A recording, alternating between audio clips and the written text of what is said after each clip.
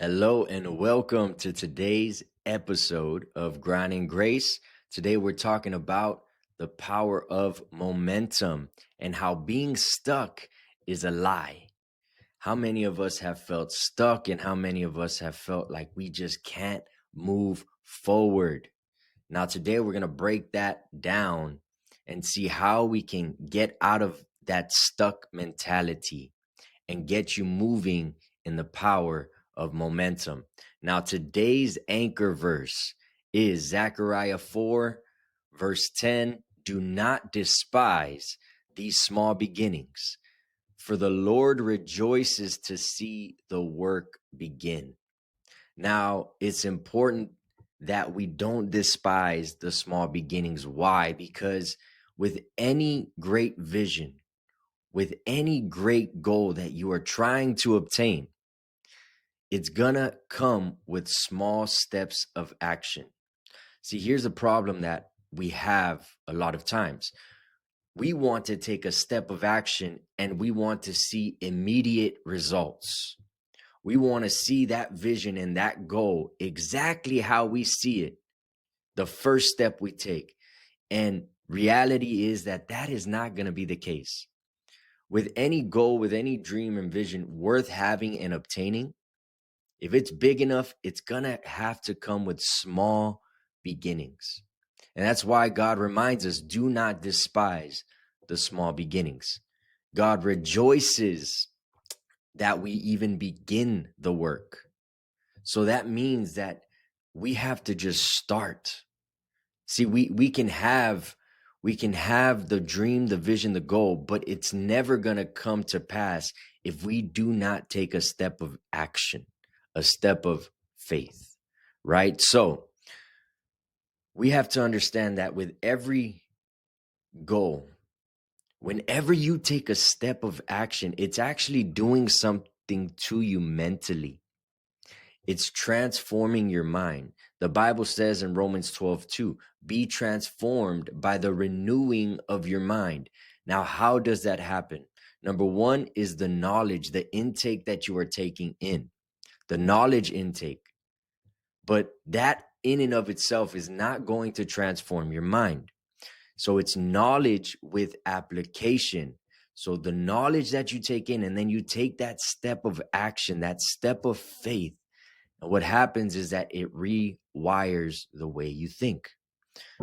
Now we have to learn how to have a mind shift. We have to shift the way that we think. So the old mindset is I'm waiting for the right time. I'm waiting for the right resources. I'm waiting for this to take place. I'm waiting for that. And the truth is that we need to stop waiting and we need to take a step of action. So the kingdom mindset is this: he who is faithful with little will be entrusted with more. Now, here's the mindset shift I want you to catch. It's not about you're lacking this. It's about do with what you have. See, I was walking with that mindset. I was walking with the mindset of, well, if only I had this type of resources, if only I had these people support me or help me, if only I had this type of financial support to have this and this and this. So it was always, I'm looking at my lack. I'm never looking at what God has given me in my hands right now. And because of that, it hindered me to start in a lot of things. But as soon as I stopped thinking with that mentality of, well, I'm lacking, I can't do this because of this, I changed my mindset to say, okay, well, let me do this with what I have. I can do this. So let me do it. So the mindset shifted within me and I started just taking steps of action. And with every step of action, new things would be added. God would open this door. God would connect me with this person. So God started to move when what? When I moved. So we cannot deceive ourselves and lay back and not move and think that everything is just going to come to us. Why is that? I've learned that it is because in the small beginnings, that is where your character is built.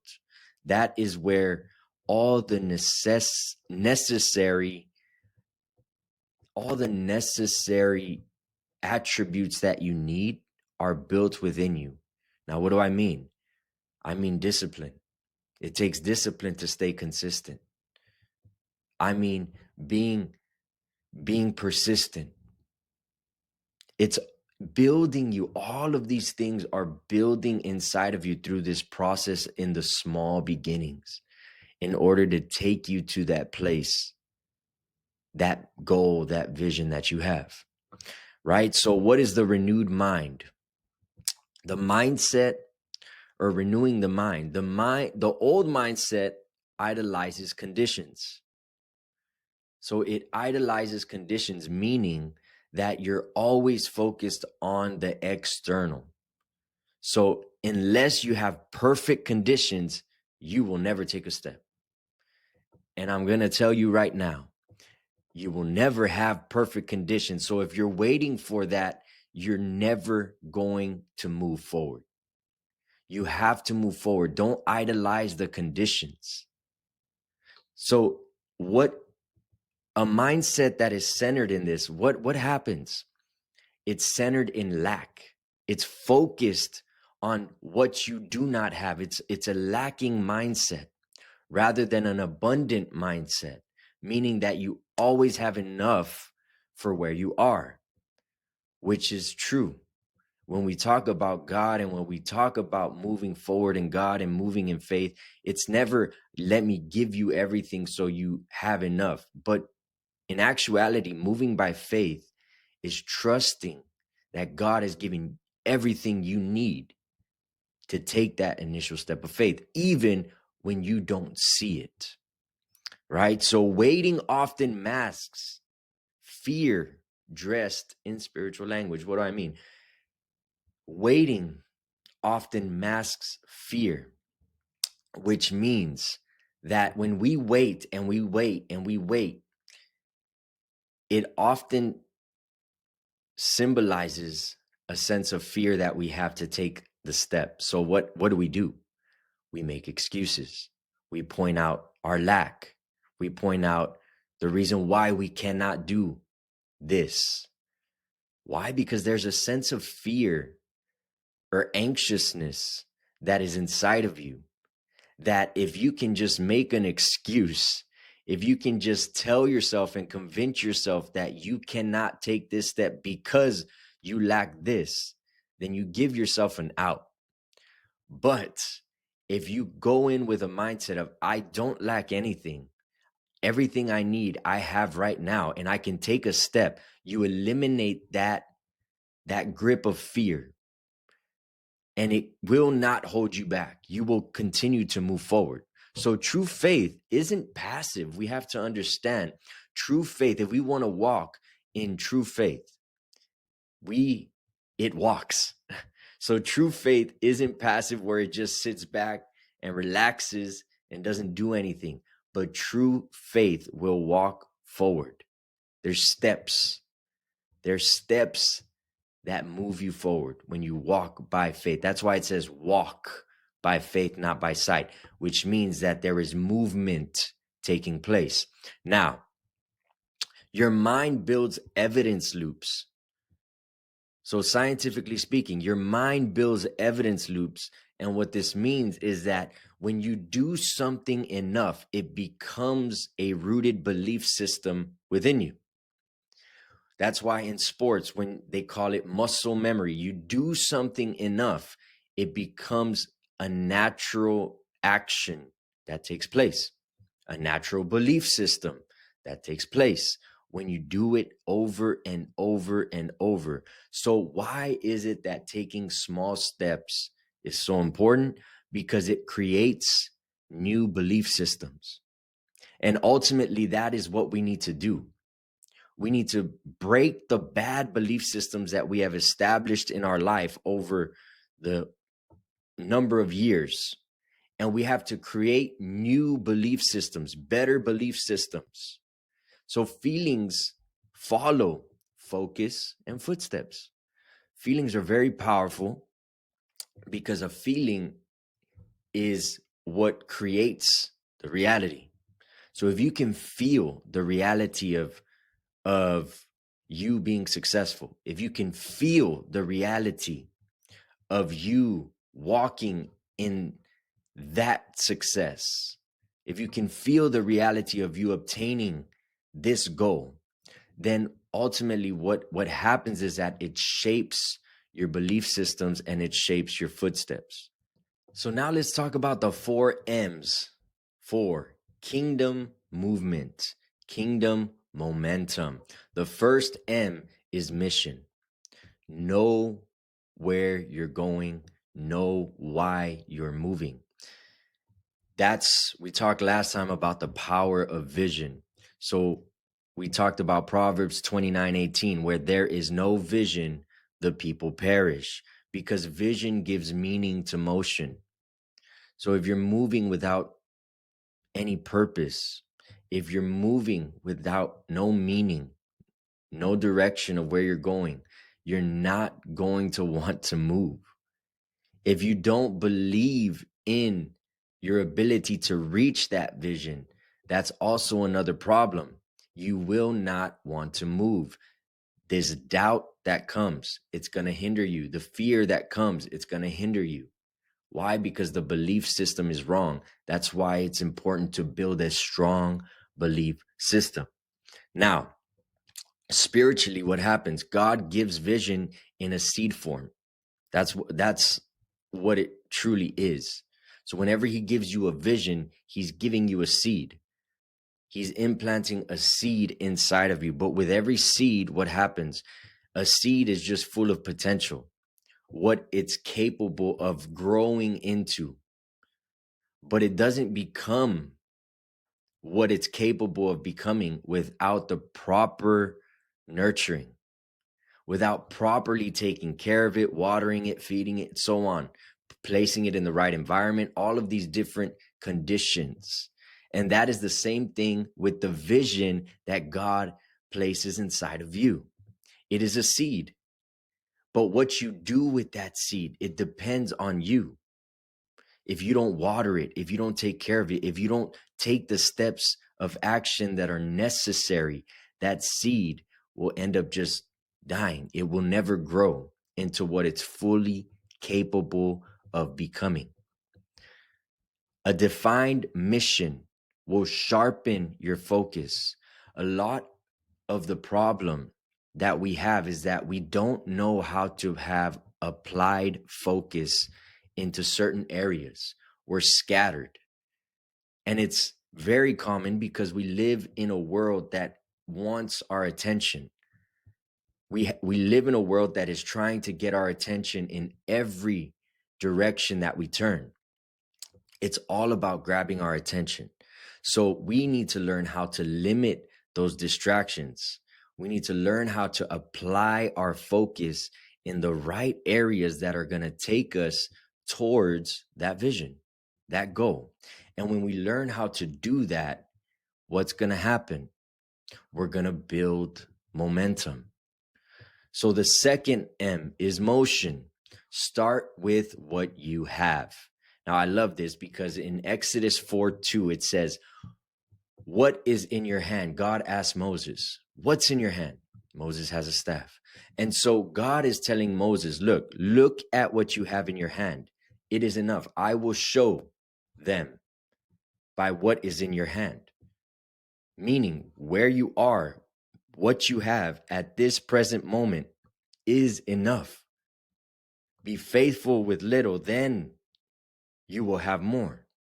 So whatever it is that you have in your hand right now, don't despise it. Don't look at the person to the left. Don't look at the person to the right. Say, well, they have this, they have that. There was a time when they had nothing. There was a time they had to go through those small beginnings as well. Don't compare yourself. Don't look at the person next to you. You focus on your journey where God is taking you. Move by revelation, move by faith. forward toward the vision that has been implanted within you. Okay, so don't despise the small beginnings. Now, how do we do that? Look at what's in your hands right now. It may not look like much. It may not look like much. It may not look like you can do much with it, but God is saying, move with what I have given you. So obedience turns ordinary tools into supernatural weapons when we learn how to place it in the right areas, when we learn how to just be obedient and take those steps of faith forward with what God has given us. Okay. Why? Because this shows our level of faith. It shows our level of faith that when it looks like I have nothing, but I'm going to take the step of faith anyway, because I believe that God will multiply it. I believe that God will increase it. I believe that God will make an impact and do what he wants to do with what I have given unto him. That's where growth momentum starts to build. So the third M is momentum. This is where we get to the place of momentum. And we have to celebrate the small wins. We need to learn how to celebrate. We can be so strict and so tough on ourselves and not celebrate any wins. But the truth is that when you learn how to celebrate the small wins, it builds momentum in your life. Each small win is a spiritual brick building your future. Each win is building that house that you're trying to get, that you're trying to obtain, or the vision that you're trying to go, the goal. Each small win is building that brick of victory, if we can put it that way. So you have to make sure that you learn how to celebrate your wins. Learn how to celebrate the small wins little by little, because each and every small win is getting you to that, closer to that goal. Now write it down, talk about it, let yourself feel the win. Feel the win. That's another reason why it's so important to celebrate the wins, because every time you celebrate it, you're feeling it. You're building that sense of feeling inside of you. I am able to. You start building that confidence that you are able to reach that goal. You feel the progression. You feel yourself getting closer.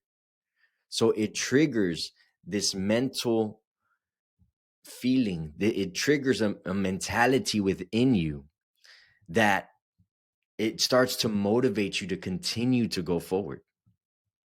So that is the third M, which is momentum. And once we hit momentum, what we want to do is we don't want to stop there. We want to multiply.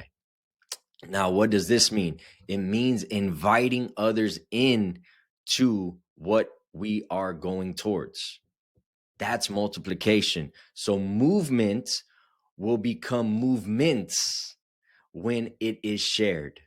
When we learn how to share that vision, that goal, it doesn't just become movement in your personal life, but it becomes a movement. Why? Because you now are bringing others in to that goal. You are now bringing others in to build them and to see that dream, that vision that you have. So momentum is magnetic.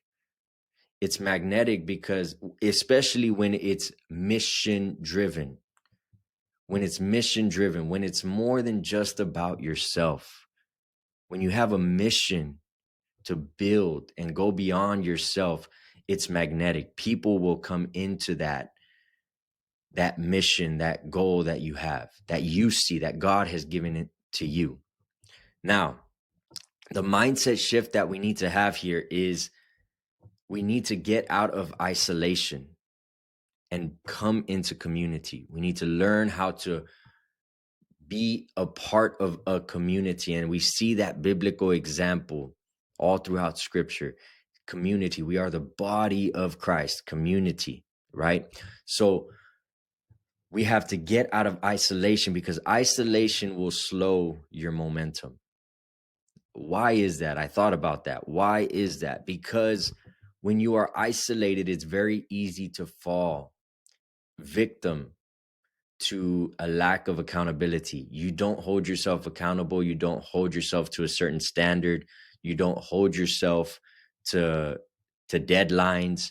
Whenever you're isolating yourself, there's a lack of accountability. There's a lack of urgency. But when you get a community behind you, now you are motivated to move forward, because it's not just about you, but you're moving for others.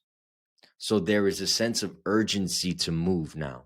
There's a sense of accountability that if I don't do this, if I don't take this step, it's going to hurt this individual, or this individual is not going to be able to do this, right? So accountability comes into play.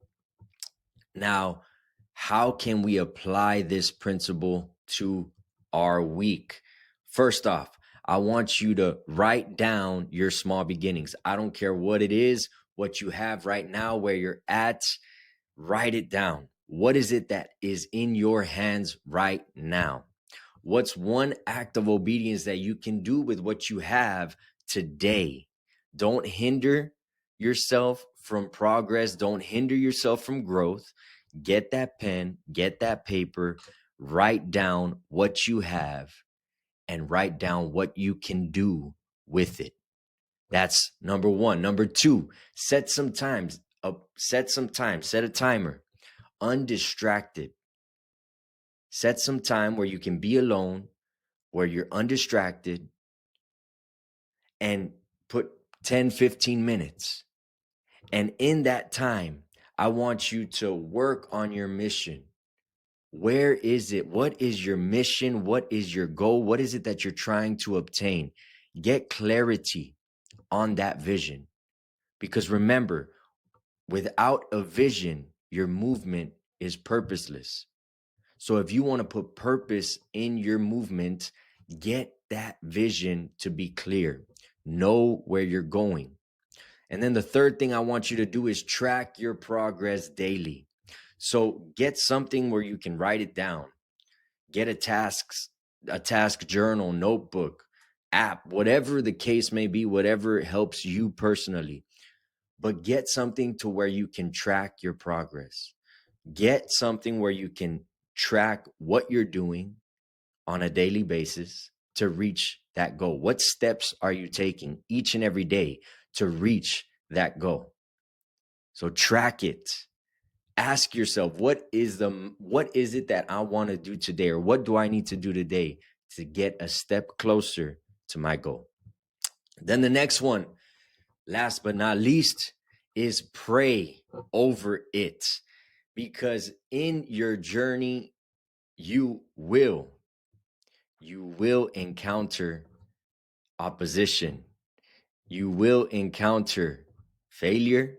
You will encounter discouragement. And prayer is going to give you that strength. God will give you that strength. God will give you the endurance. God will give you all the things that you need to continue to persevere and go forward. So don't forget to pray. Pray to God. Pray that he will give you strength. Pray that he will give you clarity of the vision, that he will guide your steps. So this does it for today's episode. I want to thank you all for joining me today. If this episode blessed you, please share it. Please like it. And remember to always stay grinding, stay growing, and stay in his grace. God bless you.